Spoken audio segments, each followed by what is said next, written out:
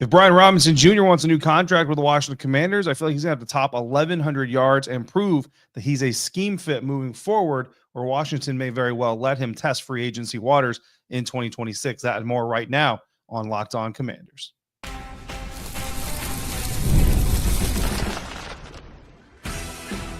You are Locked On Commanders, your daily podcast on the Washington Commanders.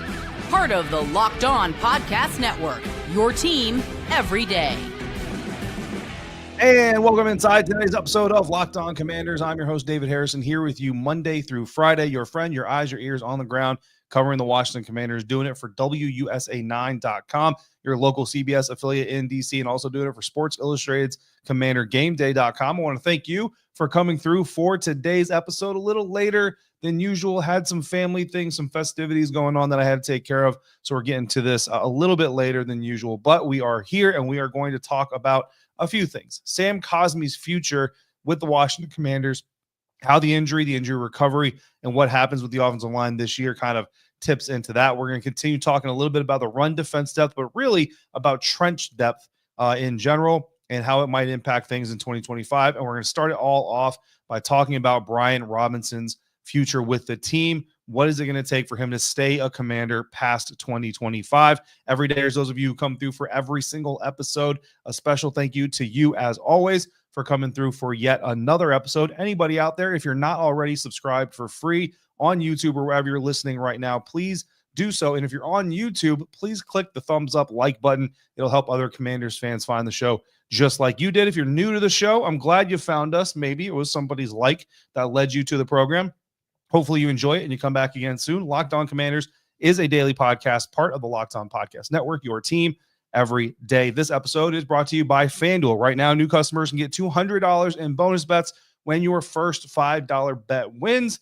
And as we are sitting here live Wednesday evening, I am very, very happy that I did not put the Nuggets winning in my parlay. I do have some Nuggets players in my parlay, but if they got to score points, it actually works into my favor for the parlay. But anyway, that's a whole other conversation. We're going to start this off. Look, second mailbag episode of the week. It's been kind of a trend this offseason, getting 2 mailbag episodes in because the insiders are coming through with just so many darn good questions for the mailbag. So we're going in to do this again. So Dr. Wonderful came up with a really good one. That's what we're going to lead off today's show and says, I'd like to know your B-Rob projections. It's contract year. What's his year got to be like to get a new contract from Washington? And I think that's a very good question because a lot of people came into the offseason, especially leading up to the NFL draft, like free agency, not as much, trade market, not as much, but more so leading up to the NFL draft, really wanting to see the Commanders add another new running back to the fold. And it was really interesting because they have Brian Robinson Jr.,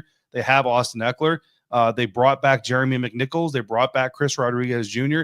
Now the Commanders did go get one in the NFL draft, Ja'Cory Crosby-Merritt, out of Arizona by way of New Mexico, by way of JUCO and all that stuff. And certainly there's some excitement around him as far as what his potential could be, but he's a 7th round draft pick. And typically teams don't draft 7th rounders saying, oh, this guy's going to be a starter on our team, right? So the question then is, what is the plan at the running back position? Because right now, when you look to 2026, Ja'Cory Crosby-Merritt, your 7th round draft pick, is the only running back under contract for 2026 as it stands right now. So this is a very interesting season for the Washington Commanders, and how it applies to the running back position is very, very specific. So first and foremost, my theory on paying running backs, right? And this is just my theory. This doesn't necessarily match Adam Peters' theory and all that stuff. But my theory on paying running backs is bottom line simple, and running backs get mad about it every single offseason. The reason that they're not valued as much on the open market is because they tend to get hurt more often, right? But it's a very known fact. Their shelf life just happens to be, as a position group, just happens to be shorter than most other position groups. And when they suffer the injuries, it's typically like a torn ACL or something, which is very hard to come back from. Not as hard now as it was back in the day, but still not a great injury to have to come back from. Typically, you're talking like a 2-year injury recovery. We'll actually get into that just a little bit later here in the episode. But that's one reason you don't want to pay the running backs. Another reason is you can draft running backs pretty much every single year. Like even in a season where the draft class maybe doesn't as top heavy, like as rich at the top of the draft in talent, there's always mid-level guys, mid-round guys that can come in And if you have a solid plan, if you have a solid offensive line, those running backs can still do damage for you.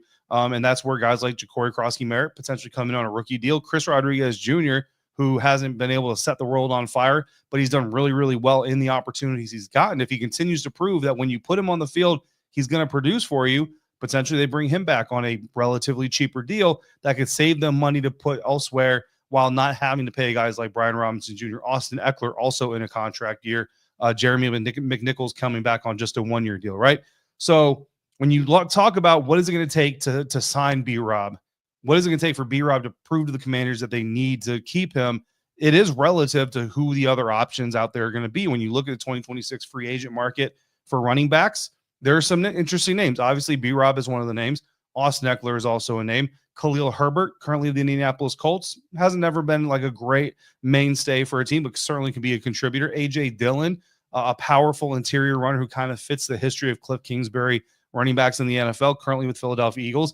And then Breece Hall in the New York Jets. That was kind of the most interesting name on there. You know, certainly a talented back, and we'll see if he actually hits free agency, what his season looks like, and all those things. So certainly some names there. But then you look ahead to the NFL draft, and I know a lot of people here aren't going to know a lot of these names. I haven't exactly gotten to dive into all the tape or anything like that, but there's some really intriguing options on this list. Jeremiah Love out of Notre Dame, Jonah Coleman out of Washington, Mekhi Hughes out of Oregon, who we actually recently talked about when we talked about the Gabe Taylor situation with him coming into rookie minicamp.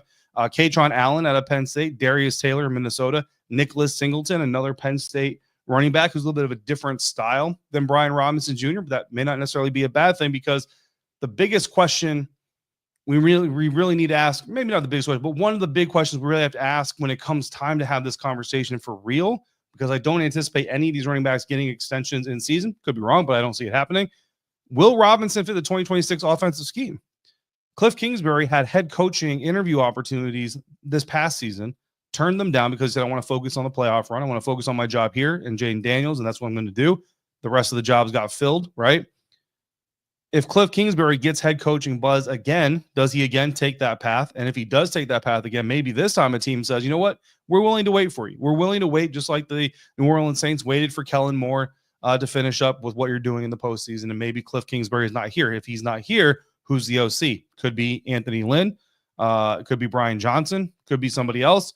But what does that person see as the future of the offense? How do they want to develop or evolve the offense beyond what Cliff Kingsbury was doing? That is going to certainly play a part, because if the back role changes, or if the ideal back role changes, then that's going to change how they view Brian Robinson. So let's just put it in a vacuum, though, and say the team would like a Brian Robinson's type back, even in 2026, whether it's Cliff, whether it's somebody else as the OC.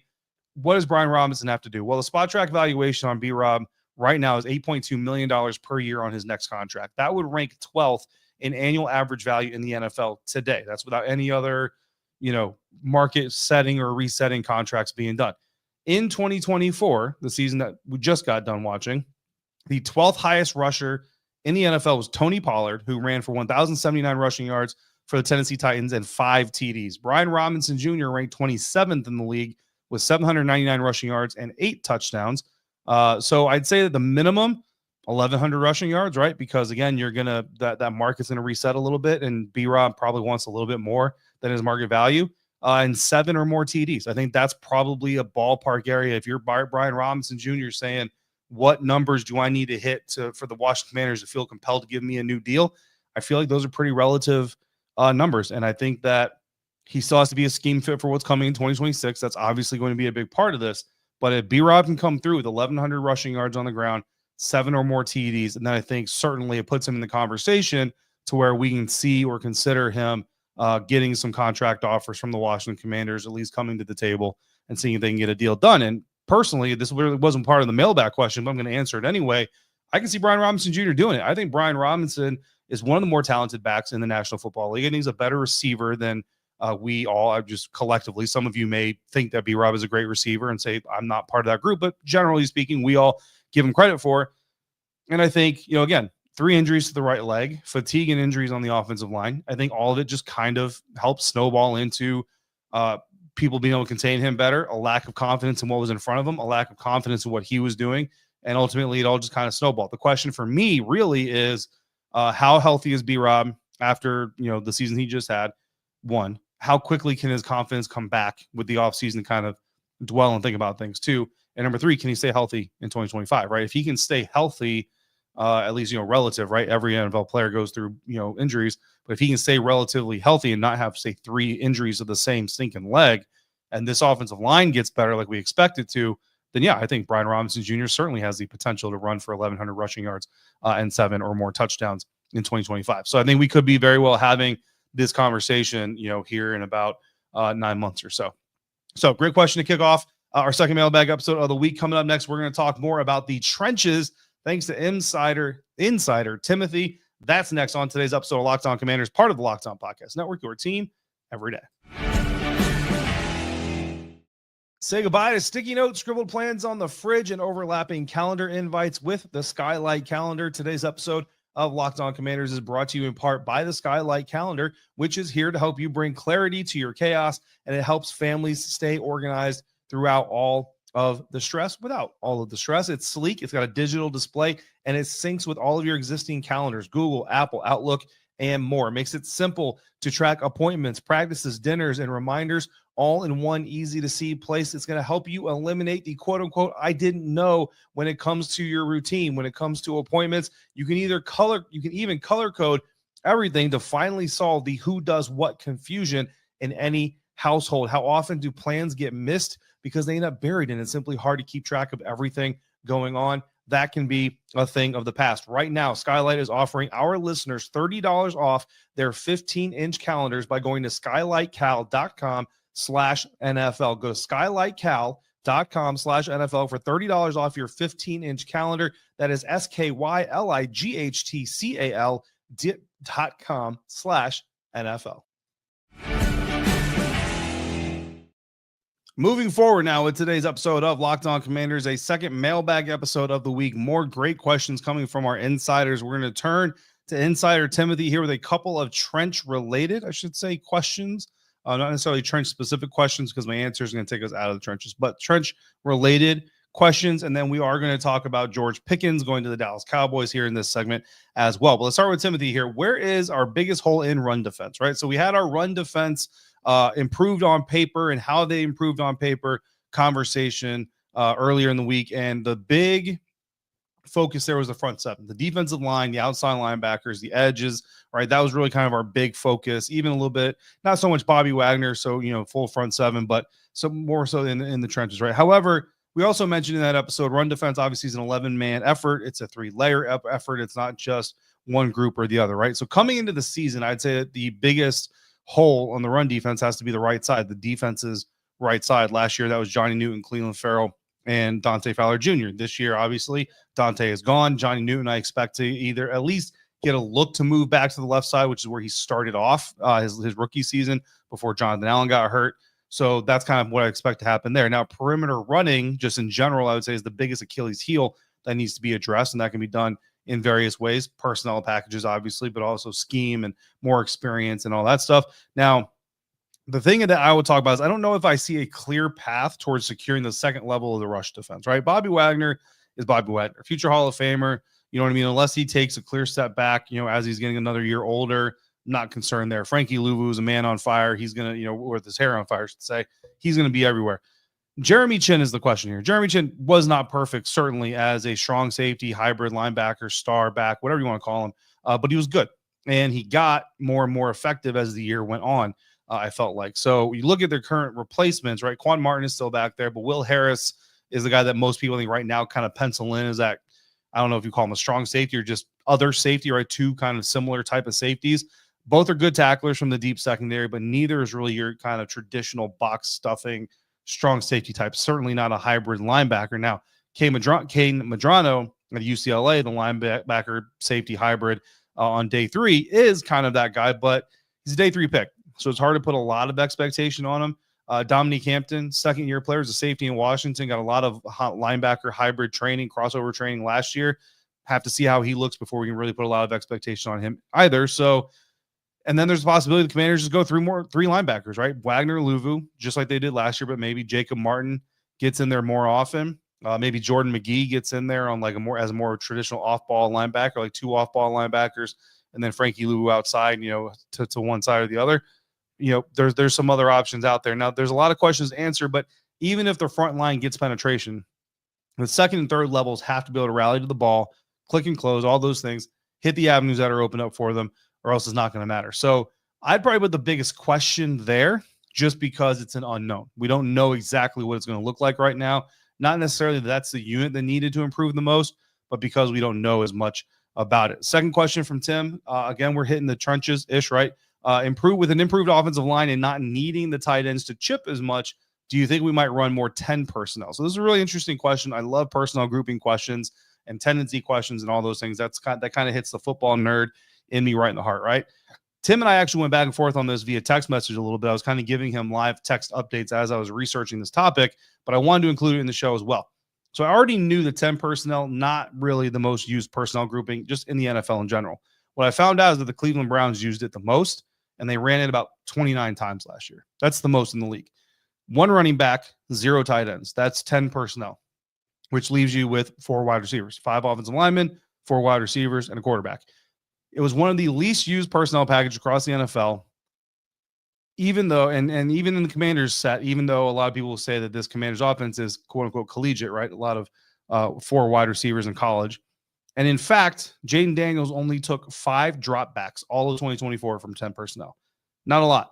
Sports Info Solutions says that 60% of the Washington Commanders offensive snaps came out of 11 personnel, 24% from 12 personnel. That's 1 running back, 2 tight ends, 7% from 21 personnel, 2 backs, 1 tight ends, or 1 tight end, one of my favorite personnel groupings, 6% from 13 personnel, 1 running back, 3 tight ends. So could we see some of that 60% 11 personnel move to say 55% 11 personnel and 5% 10 personnel? Yeah, you could potentially see that. The idea of having Terry McLaurin, Deebo Samuel, Noah Brown, and Luke McCaffrey or Jalen Lane or Michael Gallup on the field at the same time, that sounds really, really attractive. And if teams want to blitz it, someone's going to be open. Jayden has shown pretty good decision-making ability. If you cover it all, it's going to be really impossible to cover everybody, and it's going to be hard to get a push on the quarterback, especially with some of the offensive line improvements that the Commanders have made. So I like the idea. Again, I don't think it's going to become like a mainstay by any means, but could you see an improvement or an uptick, I should say,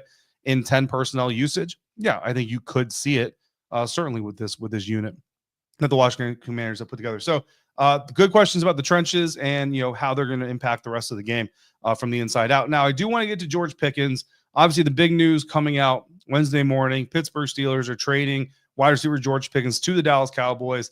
Cowboys are going to send a 3rd-round pick over. There's a pick swap or 2 in there as well. I'm not 100% on the details off the top of my head. The key thing for the Washington Commanders is how impactful is this really going to be for the Dallas Cowboys, right? If you want like a breakdown of George as a receiver and his measurements and his stats and all that stuff, please go check out Locked On Cowboys or Locked On Steelers. They're both going to be talking about this trade.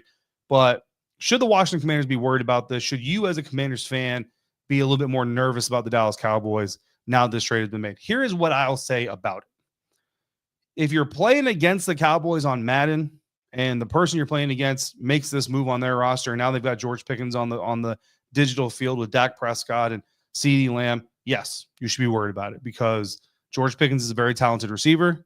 His stats are going to be good. His ratings are going to be high. You should be worried about it. If we're talking about real life, I've said this to a couple insiders today. I'm not going to be worried about it until I see that these guys can actually coexist. Because, and it's funny, I was actually talking to a Cowboys fan today that I ran into in a parking lot. We just had a nice conversation. I asked him what he thought about the Pickens trade. Again, he's a fan. And look, fans are very smart these days, especially these days, but not every fan is an expert, right? So take it with a grain of salt. And I said, listen, as long as, because George Pickens is known for having a little bit of an attitude and not really being a, plays well with others type of guy. If the leadership in the Dallas Cowboys locker room is strong enough that they can contain him or keep him in line, then they have a very talented receiver coming in. If it's not strong enough, then this is a guy who looks to be the type of guy who could erode the foundation of a team from the inside out. Mike Tomlin, head coach of the Pittsburgh Steelers, has put up with a lot of things over the years from players, including Antonio Brown. Like, it took a little while for Antonio Brown to really wear out his welcome. So for you to wear out your welcome with Mike Tomlin in such short notice or short way that George Pickens has, To me, that says something. One, it either says that Coach Tomlin's patience is just not where it used to be, or two, you're just really that non-cohesive of a guy. So Dallas Cowboys are going to bring that guy. And the Cowboys fan that I talked to today said the Cowboys absolutely do not have the leadership in the locker room to bring a guy like him in and survive it. We'll see. Because I'll tell you right now, if that's the case, I don't care how talented you are. If you have a team that's disjointed, disconnected, you're not going to win a lot of games and you're not going to do a lot of damage. So that's my take on it. George Pickens, very, very talented.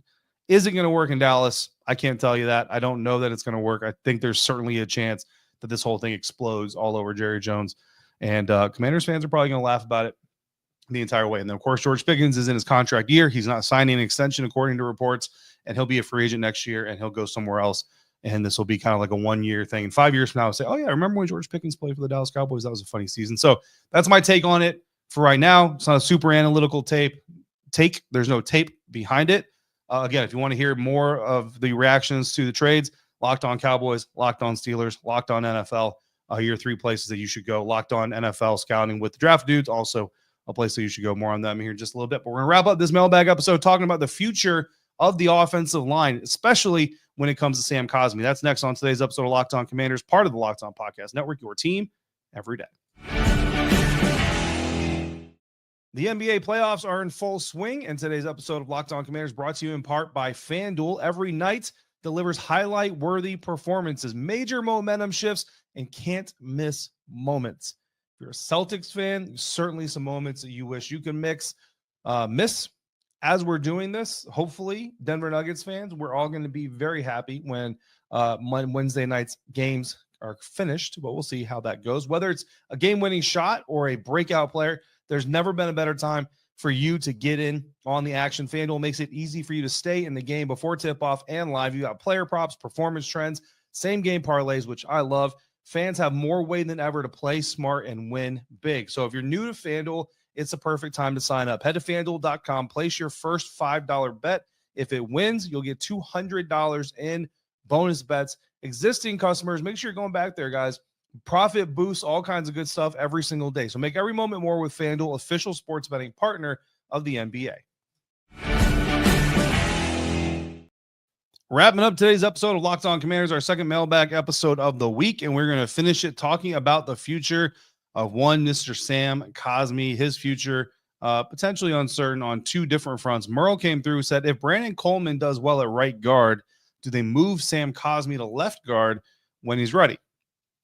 I think it's a good question. I would say anything is possible, and I know that's on the fence kind of cop-out kind of question, but I've got more coming about it. But as Dan Quinn and Adam Peters have both said at times, there are no sacred cows on this team. Everybody is going to earn their spot. And when a player goes down, you hear this across in the NFL every single year. When a player goes down, it's not just next man up, but it's an opportunity for another player who would not get the opportunities or hadn't earned the opportunities to get those opportunities to show that they are indeed a gamer. So when you look at Sam Cosmi's future and the extension that he signed this last preseason training camp, the built-in out for the Washington Commanders in Sam Cosmi's contract is after this year. It's after the 2025 season, before the 2026 season. If they make him a post-June 1st cut, then they actually save $1 million on the contract. Not a lot of savings, but it's a savings, right? Not saying that that's the goal. I'm not saying that that's what I want, right? I love Sam. I think his leadership ability is great. I think his ability is great. I really want to see him come back and really just have a comeback for the ages, right? But the bottom line is we're talking about facts here. That fact is there. If Sam misses the season, which is a possibility here, then it's going to be really interesting to see what happens. So ACLs typically take 8 to 10 months for an athlete to come back from. Sam Cosmi suffered his injury mid-January. 8 months from then is mid-September, which obviously is a couple weeks or so, or maybe at least a week into the season. And that's for him to return to football activities, right? That's not returning to the game per se. And that's the early side of the window. The late side of that window is mid-November. And you have to remember, this is a big man. This isn't a receiver. Like, there's been some receivers out there who made miraculous recoveries, and like 9 months later, they're on the field and all this thing. This is a guy he weighs hundreds of pounds. He's got hundreds of pounds guy across from him pushing on him in a squat position trying to push him over, trying to, teeter his point of leverage and his balance and all that stuff. So I think for a big man, it's going to be harder to recover in a timely fashion. So I think it's more likely that you're looking at the end of that window more than you are the early part of that window. By then, if this offensive line is humming, do you risk that chemistry? Do you really risk that chemistry? It'd be a great problem for the Commanders to have. But if you're a Sam Cosmi fan, it's a potentially unfortunate situation, especially when you consider that the first season after ACL recovery, according to just about every player I've ever talked to who's had to do it, it still doesn't feel 100% right. You still feel it there. You still, whether it's a mental thing or an actual physical thing, like there's still this kind of lingering feeling there that you're not 100% correct. That second season is typically when you start to feel like you're yourself again, as long as you don't have any setbacks, right? So that's big. And of course, if the Commanders go into it with a true competition to find the best five, then it's not outside the realm of possibility that Laramie Tunsil, Nick Allegretti, Tyler Biadasz, Brandon Coleman, and Josh Conerly Jr. are those five. And I've said it before, I think the Josh Conerly situation at right tackle, you could see an Andrew Wiley, Josh Conerly Jr. rotation, just like you did at left tackle last year with Brandon Coleman and Cornelius Lucas. But now with Laramie Tunsil here, Tyler Biadasz, I think, is, he wasn't named as a guy who's a shoo-in for his position, but I feel like he's a pretty good shoo-in. I think that, if Sam was healthy, Brandon Coleman, Nick Allegretti probably is your competition for left guard. But because of the situation that it is, I think that's probably where you're going to go to. And if you get to that point and they're doing well with Trent Scott and Andrew Wiley as your primaries off the bench, then there's a shot they don't put Cosmi back into the mix and he comes in basically competing in 2026, or you bring him back and you don't, like I said, it's a hard situation to fully project because if the offense could be doing well, but the offensive line isn't doing great. How long does it take to integrate him in? All those, there's a lot of different layers to it. But is it more likely in 2026 that he upends Brandon Coleman 3 years into a 4-year deal? Like if Brandon comes in this year as the right guard and does really well, are they going to replace him with Sam Cosmi coming off this injury? You know what I mean? Or are they going to keep the young guy in his position? Or are they going to move Brandon Coleman to the left side, have him compete with Nick Allegretti? Like there's really a lot of potential here, but I would say that, again, leaning back on the no sacred cows line that we hear from Dan Quinn and Adam Peters, that yes, there's absolutely a possibility it's going to happen. I would not go as far as to predict it, but I'm not going to go as far as to predict anything about this offensive line at this point other than Laramie Tunsil's your left tackle, and I feel like Tyler Biadasz is your center. Outside of that, left guard, right tackle, you could give me any combination of three dudes in those three spots and say, this is absolutely what's going to happen. And I would tell you, yeah, I can see that happening. Okay. So that's about as far as we can get. Sam Cosmi's recovery obviously is going to be a big part of the conversation. But depending on when it happens, how early he's available, when he's available, and how the line looks when he becomes available, all of those things play into that as well. So it's going to be really interesting to watch. It's going to be really interesting seeing the offensive line take hold as a group, as a unit, as always. But we'll continue to monitor that situation, obviously. And look, we're going to have some linemen to watch on Friday at rookie minicamp with the Washington Commanders. So we'll come back at the end of the week with a report from that. Tomorrow, we will have a report following, talking about everything else in the news, but also following a special event, Terry McLaurin doing some more work in the community. So we'll get a chance to talk to him. So I'll have that for our next episode of Locked On Commanders. In the meantime, if you want to participate in the next mailbag or even all the good stuff going on, we've got our Josh Conerly Jr. tape study sent out to insiders. Hopefully you're all enjoying that. We've got more tape studies coming as the days and weeks progress. But if you got questions or comments, all you got to do is text me directly. To do that, become a Locked On Commanders insider, join subtext.com/Locked On Commanders. For your second listen of the day, check out the Locked On NFL Scouting Podcast. The NFL draft is over, but the roster moves are never stopping. Kyle Krabs and Joe Marino are going to make you some of the smartest fans in the NFL.